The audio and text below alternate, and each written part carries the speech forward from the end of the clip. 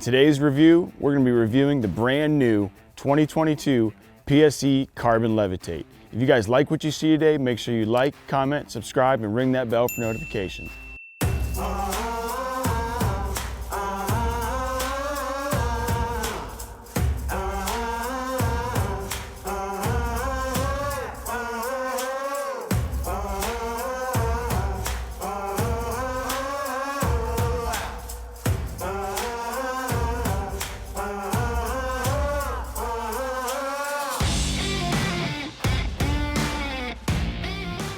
Today we are very excited to get our hands on the brand new 2022 PSE Carbon Levitate. First impressions of this bow, the finish on this bow is fantastic. I've had every carbon bow that PSE has put out in the past, all the way dating back to the very first one that came out, which truthfully is still probably my favorite one just because of how light it is, and I killed some serious animals with that one. But this new carbon has got the DFC technology, which is called dead frequency carbon. It's supposed to be all made in the United States, everything from the materials and laid in the United States, which is a nice feature. And for this year, they put a new finish on the bow, and it's like a rough finish, which I actually like better. I think the finish on this bow is going to hold up better than previous years. On previous year's bows, on the carbon specifically, I have had some chipping issues and some paint fading away off that carbon riser, but it seems like on this bow, that finish is gonna be more rigid and hold up a little bit better. This bow, I believe the color of this one is called Gunship, and that's based just a charcoal riser with subalpine Sitka limbs. It's a super sweet looking bow. All the decals on it look great. Got your signature knock-on, his knock-on symbol right here on both cams. This bow is going to come in 60, 70, 80 pounds, 6-inch brace height, 3.6 pounds. The draw lengths on this bow are going to go 27.5 to 31.5 inches. Let's talk about the new features on this year's carbon bow. So the new features of this bow are going to be your E2 cams. These are brand new cams.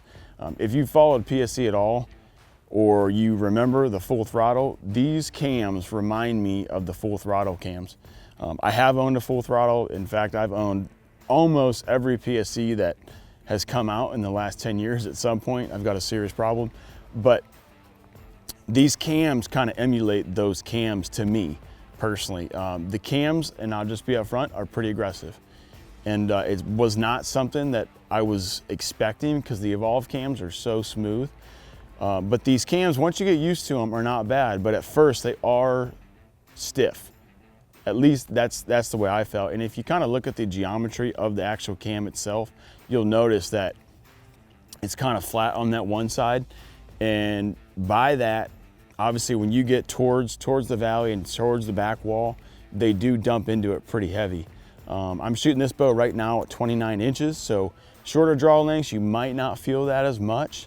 But those longer draw lengths, I do think you're gonna get pretty stiff on the back end and also have a pretty hard dump into the valley. One feature that they added that I really like is the back bar mount. They've got looks like a 1/4 inch threaded hole here, so you can put your back bar mount on there. And in past, they did not have a back bar mount, so now you can add that to this bow. The bow itself on the shot is pretty quiet. It really is. It's pretty vibration free. I'm not gonna say that it's 100% vibration free because it's not. I do still think there's a lot of aluminum bows out there, like the PSE EVL included, that are smoother than this bow. But the benefits of this bow for your backcountry hunters, your run and gun whitetail guys, is gonna be how light this bow is. John Dudley advertised basically with everything on it, it's gonna be 5 pounds. I found that to be pretty true. Right now on this bow, I'm running the HDX Ultra Rest by QAD, the Excel Landslide, and the Tight Spot Quiver with the Shrewd stabilizer. So it's a pretty sweet setup. I've probably put 100 arrows through this bow. I do like it. Like I said, that draw cycle was something that I did have to get over. I actually ended up taking 2 limb bolt turns out of the limbs to drop it down to right about 68 pounds. And I did find that made the draw cycle a little bit manageable for me. So, but the good thing is, in the way that I've kind of put this bow, in the way that I've kind of felt about it, is it's gonna be more or less a performance bow. And what I mean by that, you get a light bow, you get a fast bow. This bow's IBOing right at 348 feet per second. If you check out some other reviews online, you'll find this bow has been very, very close to average high speeds and been one of the fastest bows of the year. One thing I do have to mention about this, and it was kind of unfortunate, but the module screws right here, they are adjustable from 80 up to 90%. Well, they use a screw like in previous models of the Evolve Cam. You can move the draw stop to fine tune your let off adjustments. Well, I actually had both of those modules strip out on this bow. The first one stripped out basically the first time I touched it. The second one, I was able to mess with the let off a little bit, and then it ultimately ended up stripping out too. And the threads just pulled out. PSE gave me brand new ones. It was no questions asked. And from my understanding, there was a slight issue with that. But other than that, the bow's been great. I've only hunted with it one time, but just because of things going on, I don't have any buck tags left here in Ohio, so I'm not really itching to shoot a doe that bad. But so we're gonna shoot this bow today. I'm gonna run it through the draw cycle. I'm gonna shoot it through the chronograph and let you guys know my thoughts on it and let you guys hear it and see it for yourself. All right, we're set up in front of the chronograph now. This bow's set up at 68 pounds, 29-inch draw length, let off in the 90% peg, and a 435 grain Black Eagle Spartan. Let's see what we get.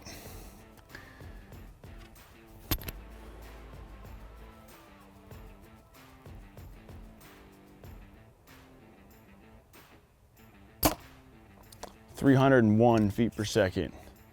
It's pretty impressive. This is my all-around hunting setup, and I take the same setup, 435 grain arrow elk hunting every year. And that is pretty impressive speeds out of this.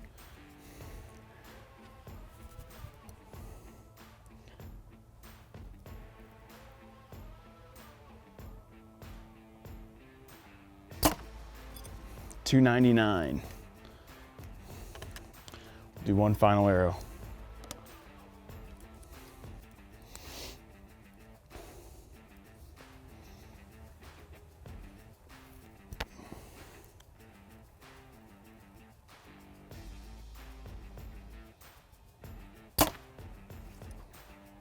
Same thing. So that's right at basically 300 feet per second. Again, 68 pounds, 29 inches, 435 grain arrow in the 90% module peg. So that's actually really, really impressive.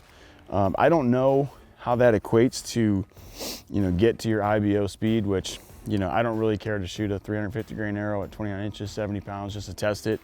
This is my real life setup, what I hunt with, and I'm actually super happy with that. So that's what I always keep in mind with this bow. And I don't want to say it like it doesn't shoot good, because it definitely does, but the cams are just a little bit aggressive, and really the only way to get those kind of speeds is you got to have some kind of aggressive cam, and this bow really does it, and it's impressive.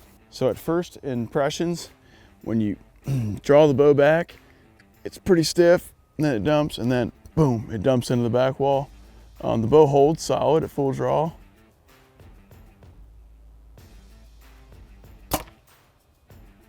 And you do feel a little bit of vibration after the shot. I think compared to last year's Carbon, in terms of like smoothness, it feels really close to me. Last year's Carbon was a hell of a bow. It still is, and I sold that one to get this one, but I do like the new color schemes on these bows. You have to get on their website and check them out. There's way too many to list. But, and I do really, really like the new finish on this bow. So again, we're running through the draw cycle. Again, this is 68 pounds, so I have taken 2 turns off the limbs. Stiff, stiff, stiff. Oh, and then it dumps over at very probably last ½ inch.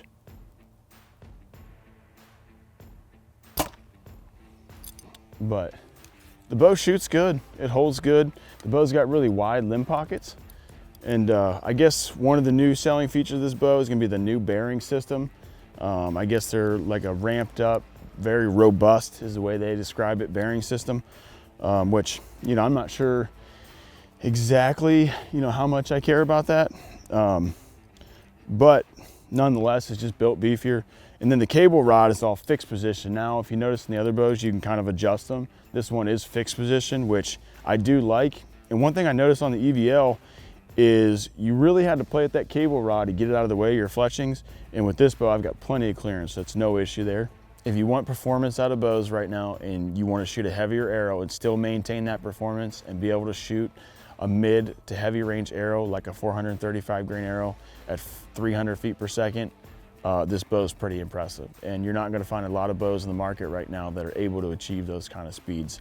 The downfall of this bow, it's expensive. You're looking at $1,800 to $1,900. If you take a look at Hoyt's new line, their carbon bows are running right about the same.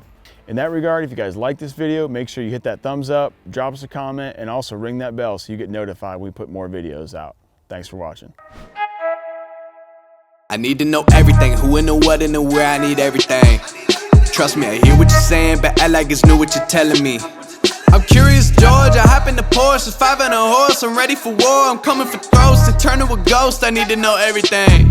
Now you be surprised at the info you get is by letting them talk, so I'm letting them talk. Gotta keep quiet.